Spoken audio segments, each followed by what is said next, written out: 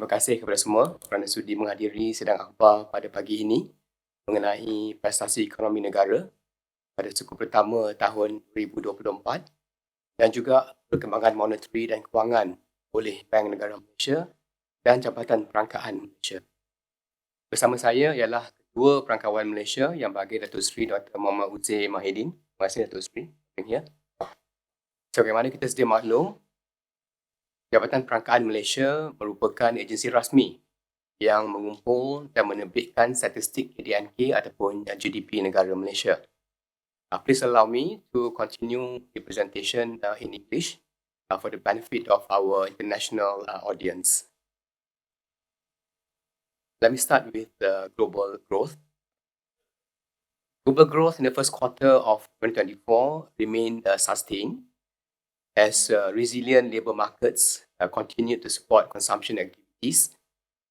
Regional exports saw a turnaround amid further improvement in both electrical and electronics, the E&E, and the non-E&E industries.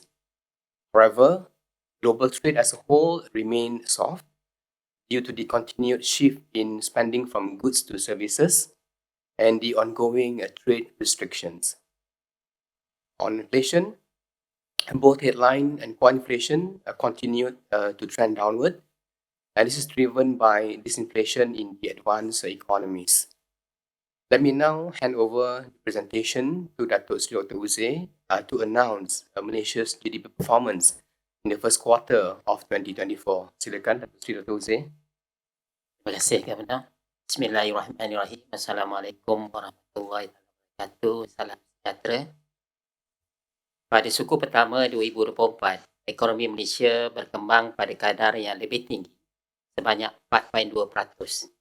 Peningkatan ini disokong oleh perbelanjaan isi rumah yang meningkat, pemulihan ekspor barangan serta ketibaan pelancong yang lebih tinggi, pasaran buruh yang terus bertambah baik dan aktiviti pelaburan yang lebih kukuh. Dari segi pengeluaran, sektor perkhidmatan meningkat 4.7%, sektor pembuatan meningkat 1.9%, sektor pelombongan 5.7% dan sektor pembinaan 11.9%. Manakala dari segi permintaan, perbelanjaan isi rumah meningkat 4.7%, sektor pelaburan meningkat 9.2%, sektor pelaburan awam 11.5%, penggunaan kerajaan meningkat 7.3% dan pada suku tahun ini, ekspor meningkat 5.2% dan import 8.0%. Dari segi pertumbuhan ekonomi suku tahun ke suku tahun pelarasan musim, KDNK menunjukkan peningkatan momentum pertumbuhan yang lebih kukuh sebanyak 1.4% lebih tinggi berbanding penyusutan 1.0% pada suku keempat 2023. In the first quarter of 2024, the Malaysian economy expanded by a higher rate of 4.2%. This was supported by higher household spending, export turnaround, and higher tourist arrivals, improving labour market condition, and stronger investment activities. On a seasonal adjusted quarter-on-quarter basis, GDP showed a stronger growth momentum of 1.4%, higher than the decrease of 1.0% in the fourth quarter of 2023. On expenditure side, expansion in domestic demand was driven mainly by private sector spending. Private consumption recorded higher growth supported by spending in discretionary and necessity items. Growth in investment reflect improvement in structure and M&E investment, as well as continued fixed asset spending by government and public corporations. Meanwhile, net export registered a smaller contraction and recovering goods and services export. On the supply side, most sectors recorded highest growth. Growth in the service sector was driven by higher retail trade activities and continued support from transport and storage subsector. Meanwhile, the manufacturing sector turned around to record positive growth following the improvement in the E&E and the primary related clusters. Highest growth in the construction sector was driven by the faster progress in civil engineering projects and stronger support for special trade and residential activities. Growth in the mining sectors was supported by higher natural gas output. However, agriculture sector recorded a more moderate growth, particularly for production of rubber and food crops amid hot weather conditions. In addition to the release, Department of Statistics Malaysia also published annual GDP report for the year 2023, which encompasses the revision of GDP data for the year 2021, 2022, and 2023 at the rate of 3.3%, 8.9%, and 3.6% respectively. The revision is based on the update of the company annual reports, the annual surveillance survey 2021 and economic census 2022, as well as secondary data by the relevant agency. Let's now turn to the balance of payment. During this quarter, Malaysia current balance of payment surplus surged to RM 16.2 billion or 3.5% of GDP. This increase was mainly driven by the income and good accounts. The good account surplus improved to RM 32.2 billion during this quarter. Services account recorded a lower deficit of RM 7.3 billion, primarily propelled by lower deficit in telecommunications, computer, and information services, and higher surplus in manufacturing services and travel. The primary account show a smaller deficit of RM 8.8 billion due to higher income from loans and deposit abroad, as well as lower profit accrued to foreign investors in Malaysia. Meanwhile, secondary income deficit turned into a surplus during the quarter. On the investment side, foreign direct investment recorded a net inflow of RM 5.5 billion due to injection of equity and a turnaround in reinvested earnings. The FDI inflow was primarily channeled to services, followed by mining and quarrying sectors. The major FDI sources were Hong Kong, the USA, and Germany. In the meantime, direct investment abroad, DIA, registered a net outflow of RM 11.5 billion. The main sector was services, followed by mining, quarrying, and construction. Singapore, Indonesia, Cayman Islands were the main destination of DIA. Thank you. Let me now hand over the president to the governor. Thank you, Dr. Sri Uze. Let's look at the next slide on the some forward-looking indicators. In the near term, both external and domestic leading indicators suggest continued growth for the Malaysian economy. If you look at the top panel, the pickup in global orders and semiconductor sales, as well as encouraging tourist arrivals to Malaysia, they are expected to provide the support to Malaysia's exports of goods and services. If you look at the bottom row, based on DOSM's leading index, it points to further improvement of the overall economy. Consumer and business sentiments have also broadly stabilized.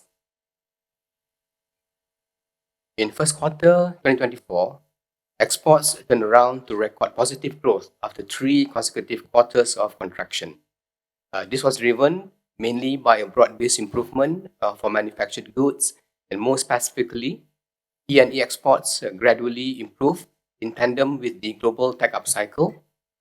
For the non-E&E exports, they were robust given continued demand and mainly for machineries and equipment, as well as construction-related materials.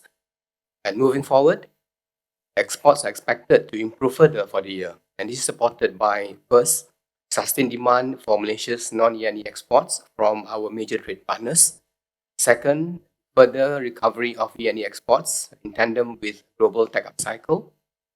Third, improving commodities exports amid the resumption of oil and gas production, and also the continued increase in tourist arrivals. Household spending growth was also higher in the first quarter of 2024, and is supported by the continued wage expansion and employment growth. And moving forward, consumer spending is expected to improve, and this will be driven by the favorable labor market conditions, sound household balance sheets, and stronger support from the government measures. Moving on to investment.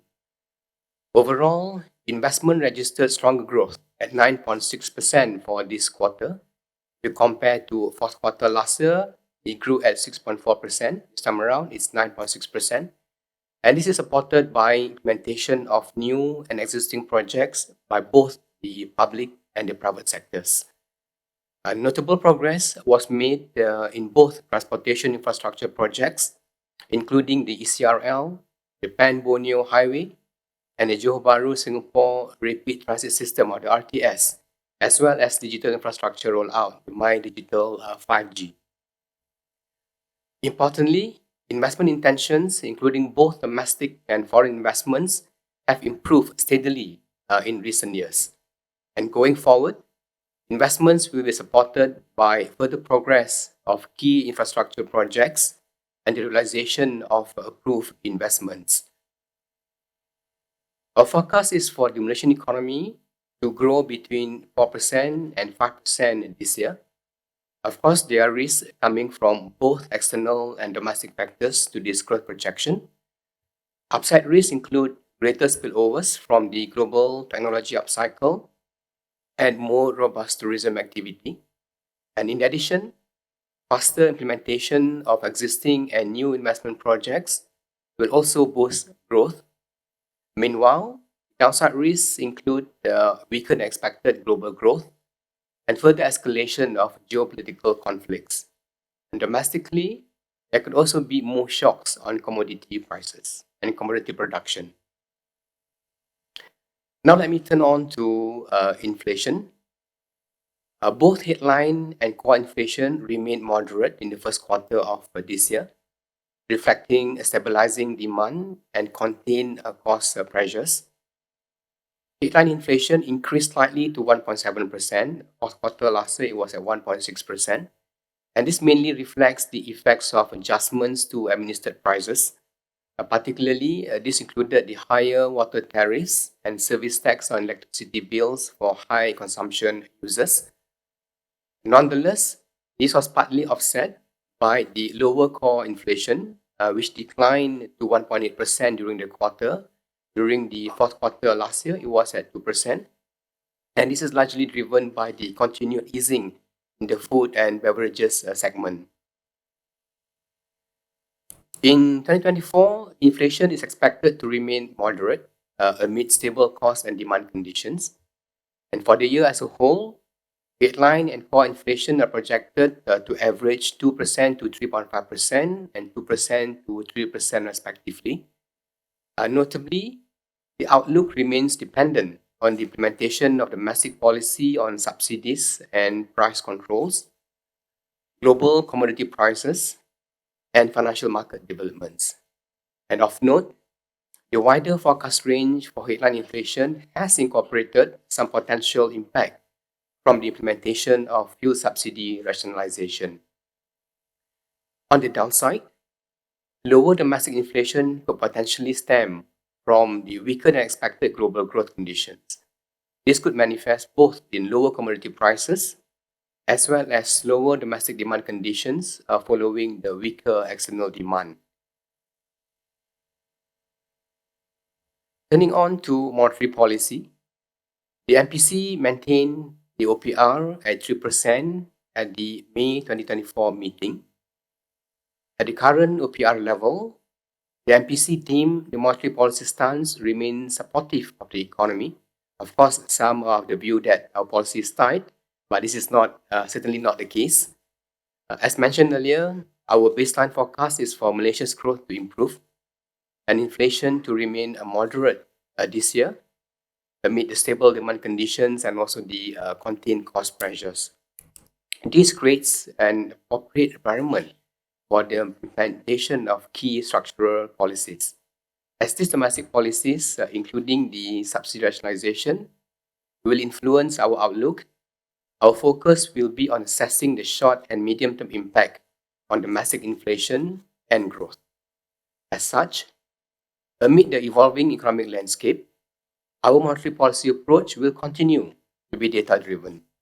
The MPC remains vigilant to ongoing developments and will ensure that monetary policy stance remains conducive to sustainable economic growth and price stability. Turning on to ringgit. In 2024, the US dollar continued to display strength amid the shifting expectations of the US Fed Reserve's monetary policy path and the heightened geopolitical risk. These global currency market dynamics have led to pressure on most regional currencies, including the ringgit, which has appreciated against the US dollar by 2.4% year to date, as of 15th of May.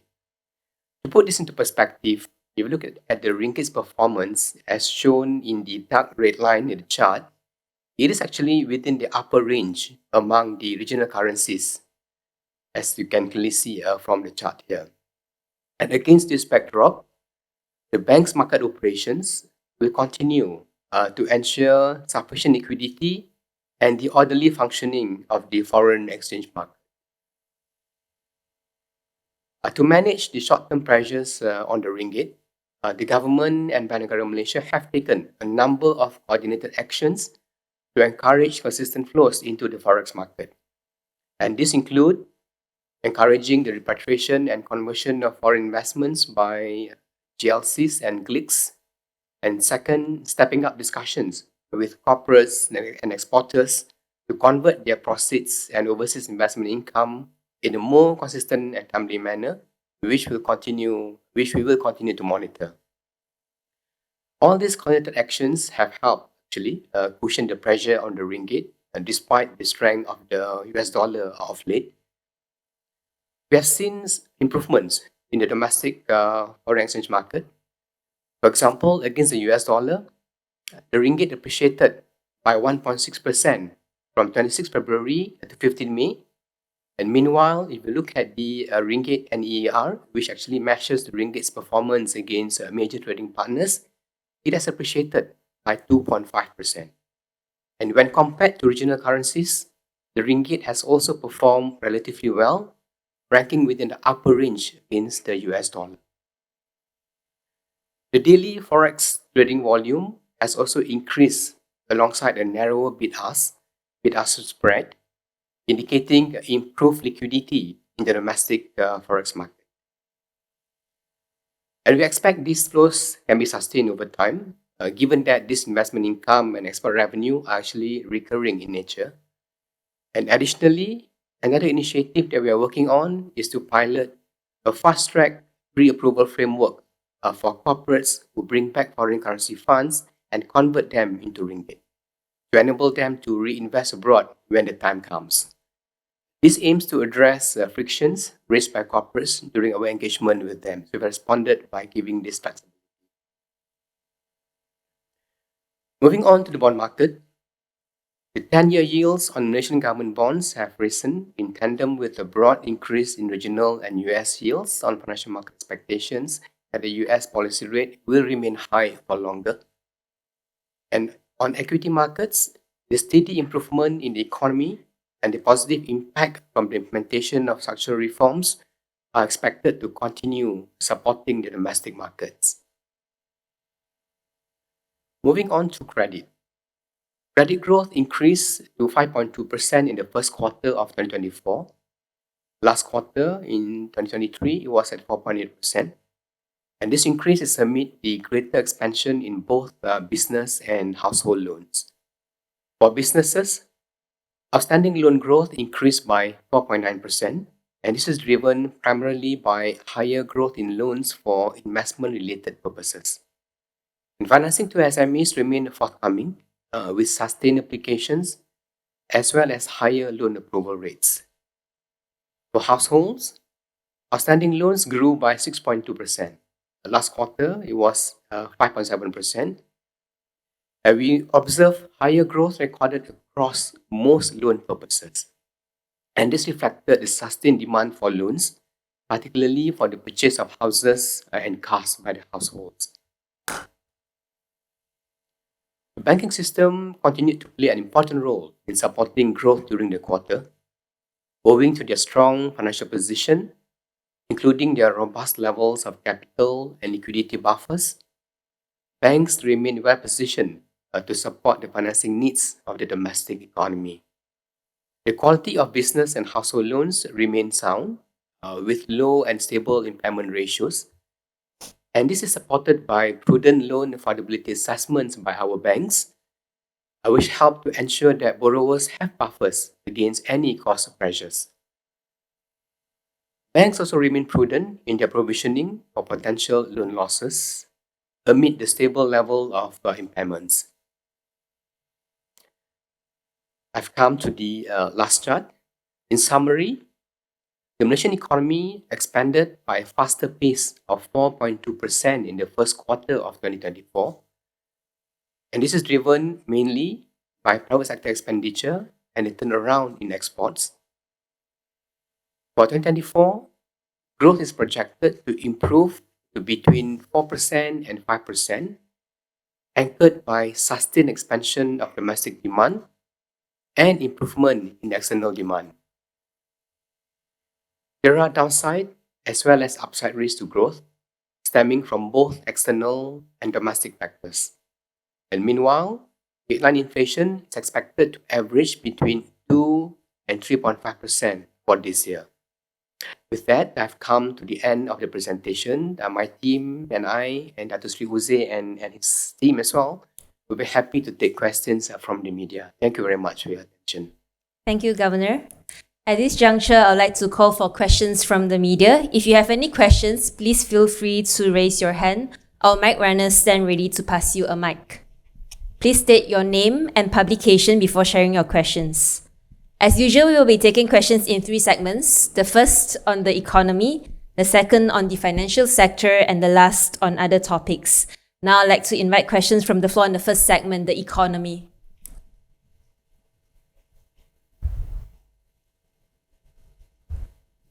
Any questions from the media on the economy?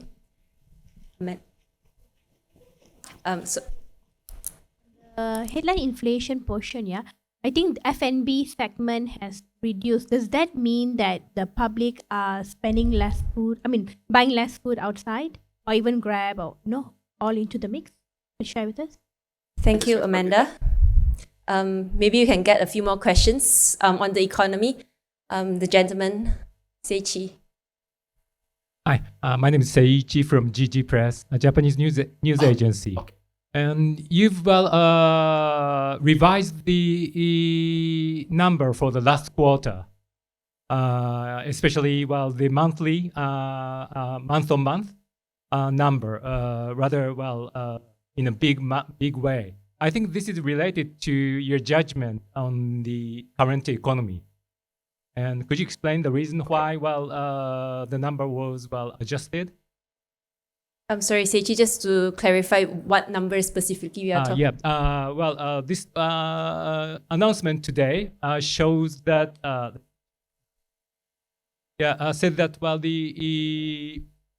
the final quarter, the fourth quarter of 2023, the GDP, in the initial announcement, the GDP decreased by 2.1%, and now you say that it decreased by 1.0%. Also, the quarter-on-quarter number is slightly changed to 2.9% from 3%. And what's your judgment? So, I'd like to know what changed your evaluation of the economy. All right, thank you, Seichi. Maybe another question on the economy.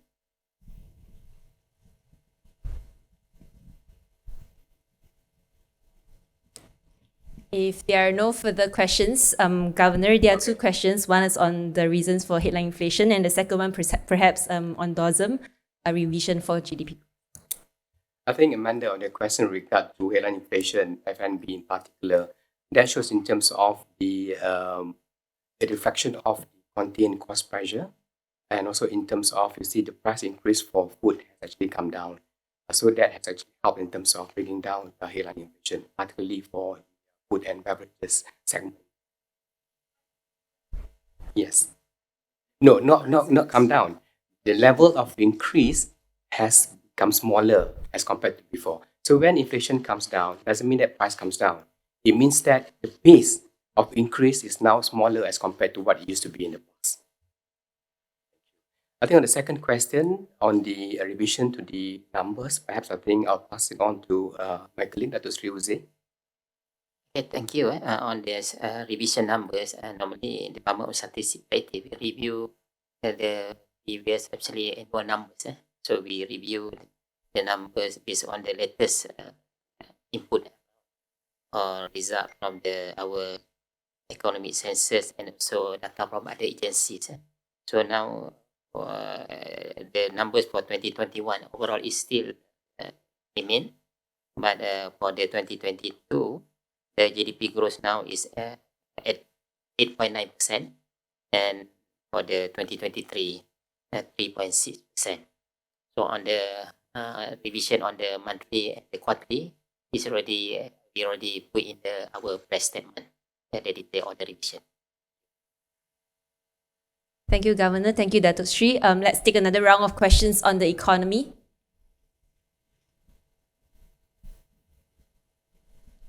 Mahanum, the second row. Yes, thanks. Assalamualaikum Governor, Mahanun dari Betarian. EPF kenakan akaun fleksibel, adakah dia akan memberi kesan kepada inflasi dan juga pembelanjaan pengguna bila sebab EPF jangka first year pelaksanaan akan 25 billion akan inject to the economy. So lagi satu untuk ekonomi, untuk prospek ekonomi dengan pertumbuhan yang pantas pada suku pertama, adakah momentum ni akan berterusan untuk kuartal seterusnya?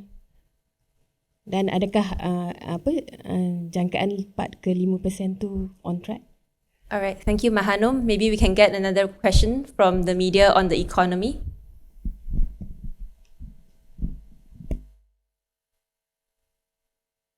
Anissa on the first row. Thank you for the presentation. I'm Anissa from Bloomberg.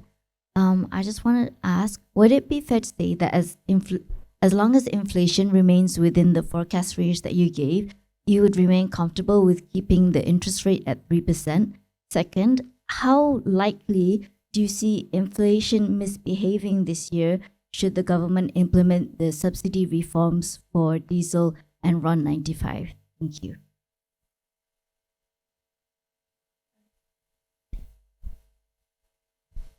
Questions, Maishan. I think first in terms of EPF, Mahanu.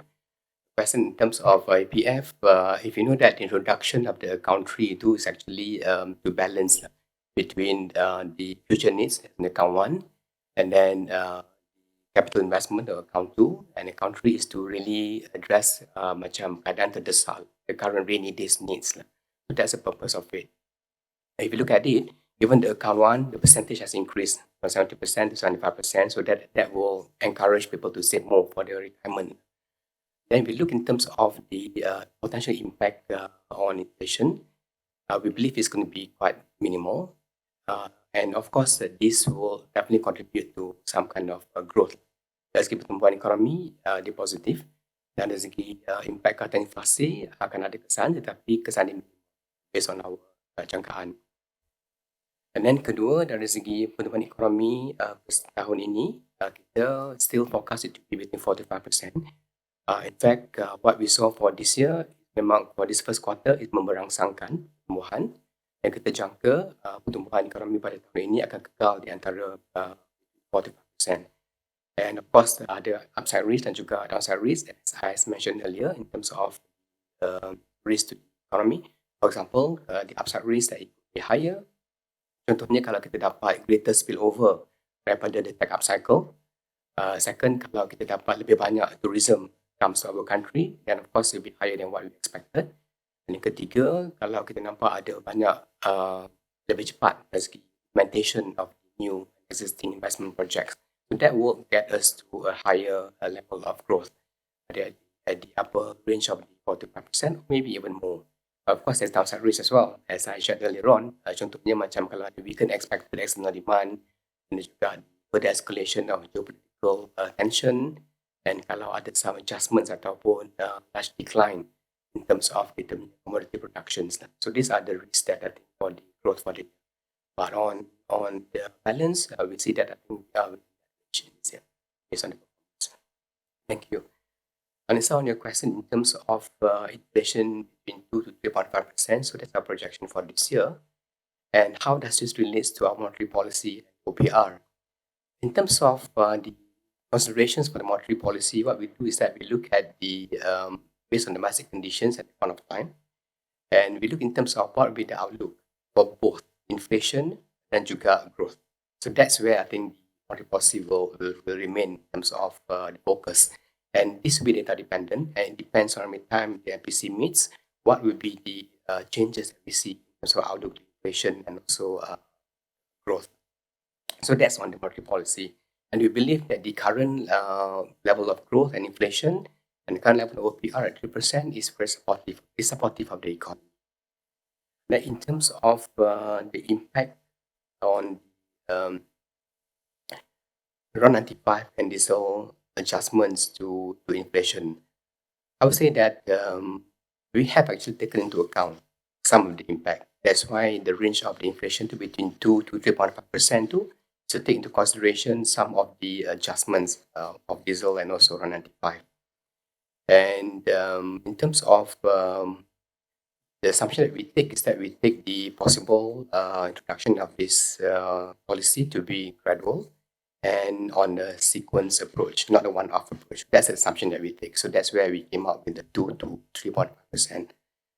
And of course, in terms of impact to growth, we can see from two perspectives, short term and also long term. Short term, it may have some impact in terms of consumption and also investment, but this could be mitigated by the cash transfer ataupun income transfer that the government is thinking. But the long run impact is that this could be positive for the country because it will help in terms of the fiscal position. And then it will also lead to household spending to be more fuel efficient, which is very positive for the country. And this will also encourage corporates to actually invest in terms of energy efficient production, renewable and sebagainya, which will again create high value job opportunities. So that's in terms of the impact that we see from the nation subsidy rationalization. Thank you. Thank you, Governor. May I invite another round of questions on the economy?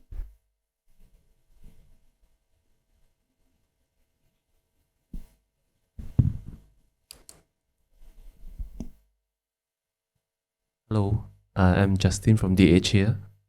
Would like to ask about your opinions in terms of what the right timing for government to implement these subsidies rationalizations, and also in terms of US and Europe are also discussing want to rate cuts in this second half. Well, what's your view for BNM, or do you follow the pace? Thank you. Thank you, Justin. Maybe another question on the economy?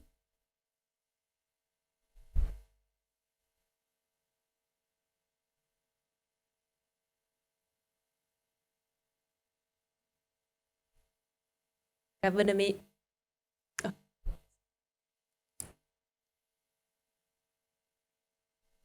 Hi, I'm Daniel from Reuters. And in addition to the question on the EPF account 3, as well as subsidy rationalization, does BNM expect any inflationary impact from the 13% salary hike for civil servants?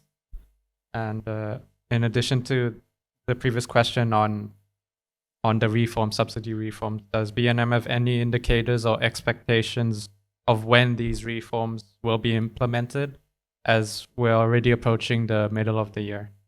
Thank you. Thank you, Daniel. Thank you, Washan. Thank you, Justin and Daniel, for the questions. Let me answer Justin's question first in terms of the timing for the subsidization. I think looking at the current environment in terms of growth, I think we are experiencing good growth numbers between 45%. And with the moderating trend in inflation, we believe this provides a very good opportunity, a very good window opportunity for us to undertake the subsidy rationalization and many reform measures.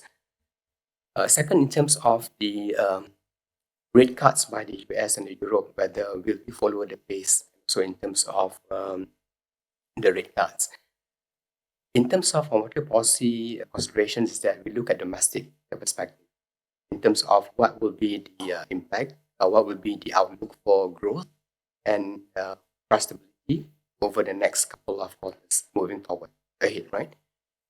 What we'll do is that we only take in terms of what happens globally, for example, the rate cuts in the US or in Europe, we take that in so far as how this will have an impact in terms of our growth outlook and our inflation outlook for Malaysia. So that's how we look at it. But that doesn't mean that we'll follow the steps that has been taken by any. So that's how we look at from a policy perspective.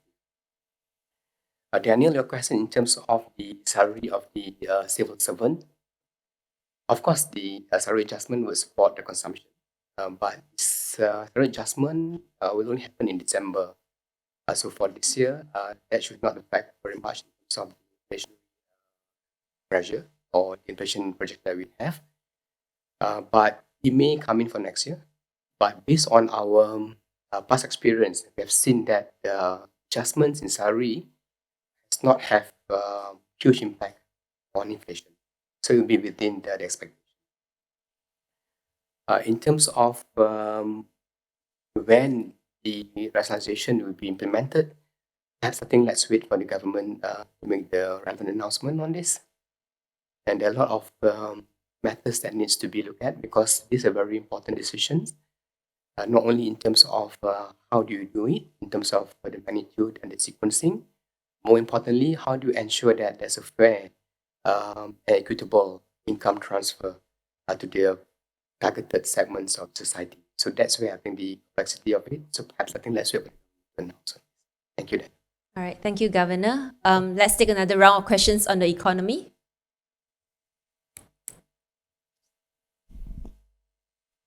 Hi. Well, macroeconomically speaking, just looking at the numbers, Malaysian economy seems to be doing well with relative stable inflation rate and growth prospect, and still the public perception on the economy is not so good. What do you think influences public perception and this discrepancy between the macroeconomic data and people's feeling? Thank you, Seiichi. Another question on the economy?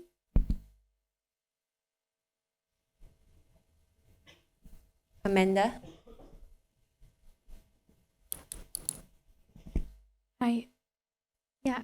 Governor, I'd just like to check. You mentioned during presentation you mentioned that the loan growth has been increasing and household loan growth. Is it a concern that do you see our household debt to GDP ratio will actually increase much more in 2024? And I think somewhere in March or something like that, the Prime Minister mentioned that for the past 5 years, our household debt has actually been increasing by over 5%. And what is the Bank Negara, the central bank, is doing about it? Thank you. Thank you, Amanda. Maybe another round of maybe another question on the economy.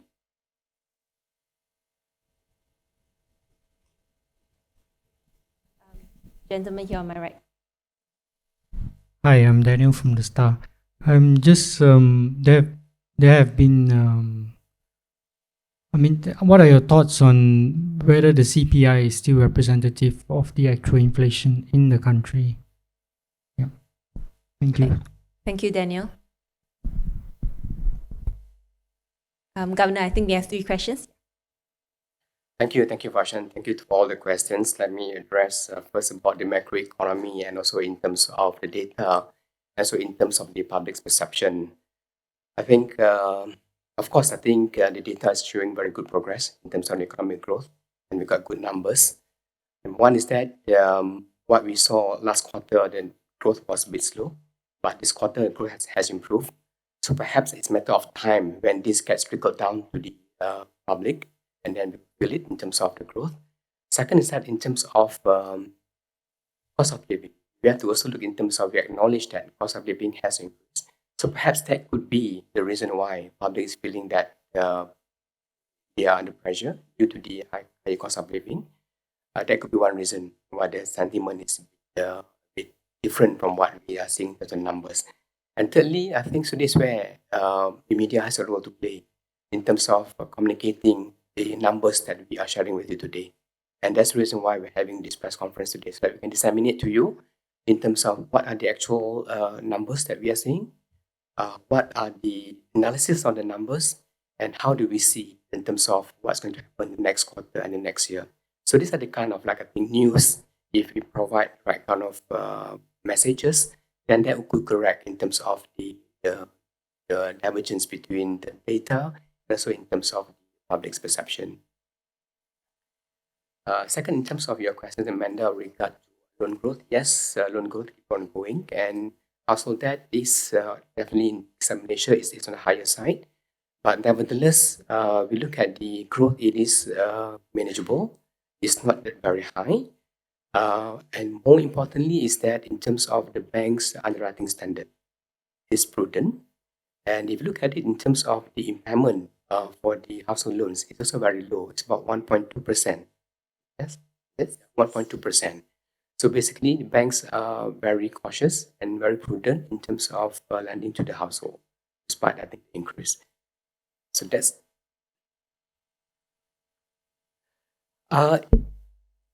in terms of financial stability is not a concern.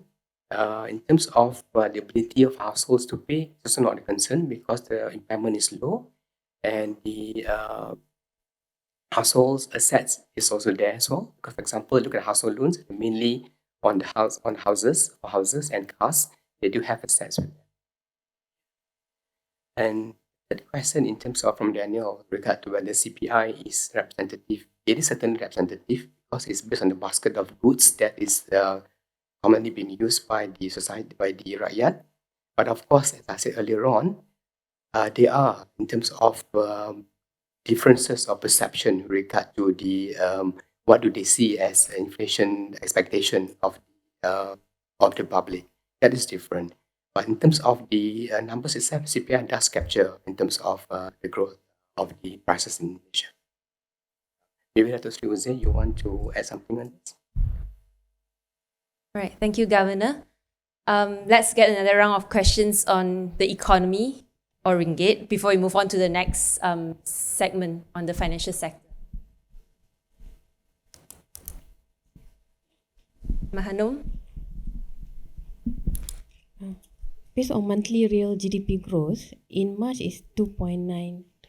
Is compared to February is 5.0. Why is it lower?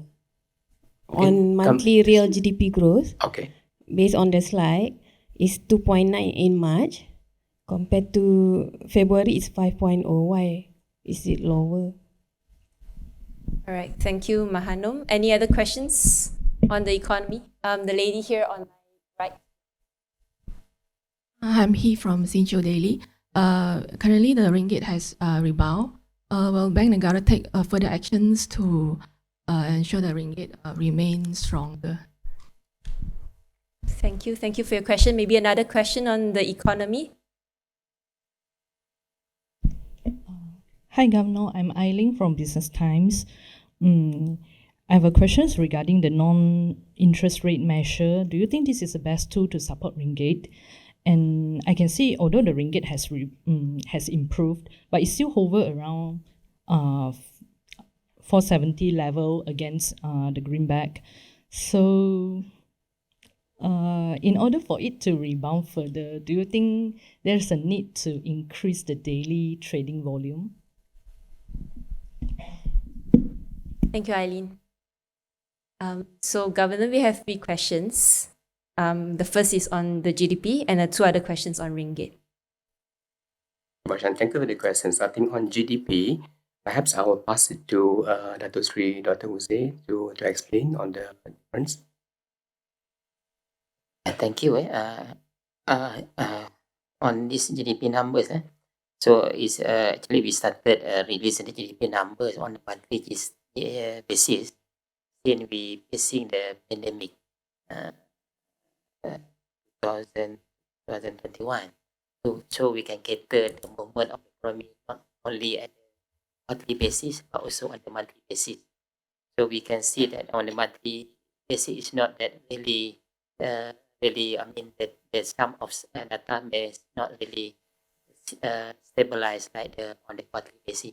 So we can see that on March, for example, the 2.9% from the 5% growth in the February, mainly due because of the services sector, also because of the mining sectors, where the mining sector grew by 4.6 and services sector grew by 3.0. But in January and February, the data is most of the data show growth than more than 5%.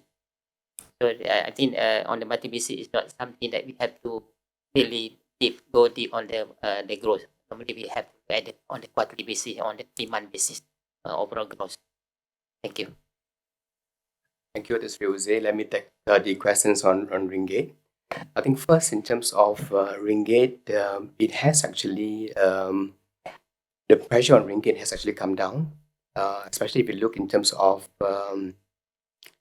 from when we started our coordinated actions. I think you can see from the slides here, we started our coordinated actions from 26th of February, and that has brought a number of positive outcomes. What we have done is that, number one, the government and Bank Negara Malaysia, we, number one, encourage repatriation of conversion of foreign investment income by GLC and GLICs. Then we actively engage corporates and exporters to convert their export proceeds and foreign investment income. And we also monitor in terms of the conversion of export proceeds and import payments. So all this has actually contributed to the strengthening of the ringgit. If you look in terms of ringgit performance against US dollar, depreciated by 1.6%. Secondly, in terms of since 20 February, and in terms of the nominal effective exchange rate, that also appreciated by 2.5% since our coordinated action. And the forex market trading volume has also increased to about 17.6 billion during that period, as compared to 15 billion before we started the coordinated action. And even the US dollar ringgit bid-ask spread has also narrowed to about 39 percentage in point as compared to before. So these are all the positive factors that we are seeing from the coordinated action that Bank Negara undertake with the government. In terms of your questions with regard to whether the non-interest rate measure is effective, so far it has been effective from what we are doing, as I highlighted just now, regarding coordinated action that we have undertaken. And the interest rate measure is something that may not be appropriate to actually address ringgit issue.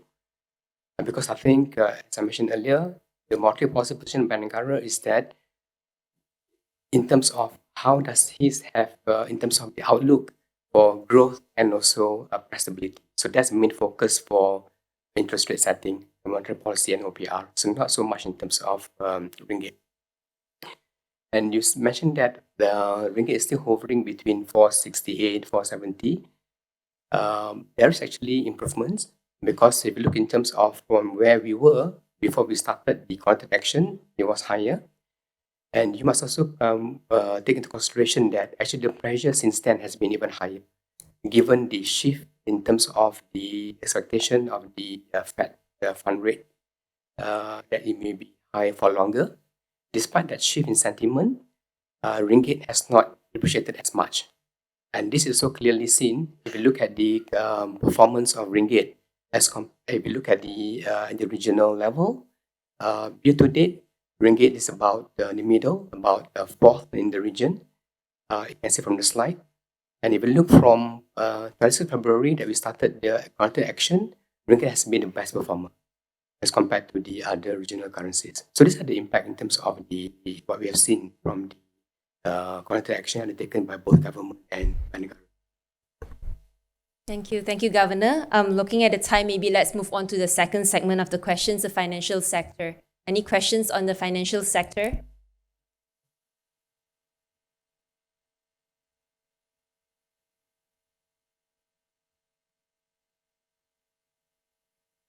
And if there are no questions on the financial sector, okay.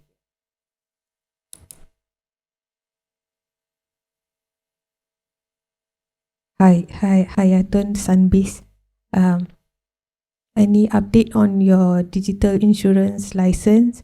I heard that it will be delayed. If so, can you share the rationale? Yeah. Thank you, Atun. Maybe another question on the financial sector?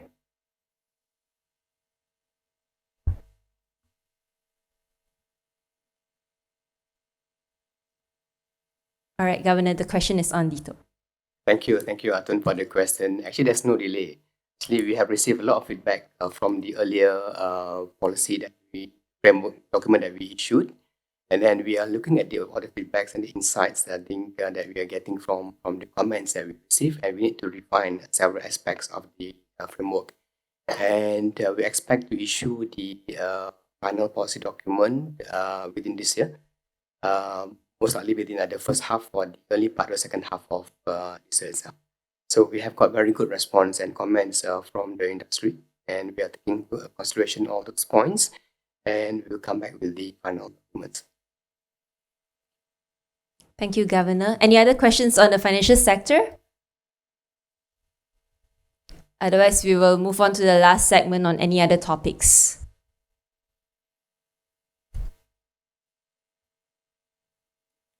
All right, if that's the case, thank you very much, everyone, for your question.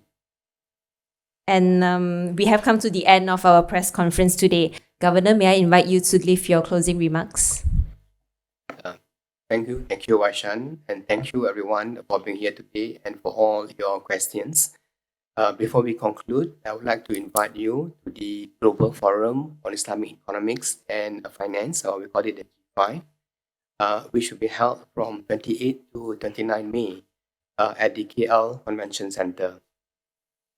This global forum will gather policymakers, business leaders, and financial service providers from around the world to collaborate building a future in which Islamic economics and finance can play a pivotal role in fostering the shared prosperity and equity for global developments. I really hope to see you there. And lastly, I think since we're coming to Vesak Day next week, I would like to wish happy Vesak Day to those celebrating. And thank you again for coming, and I hope to see you at the next event.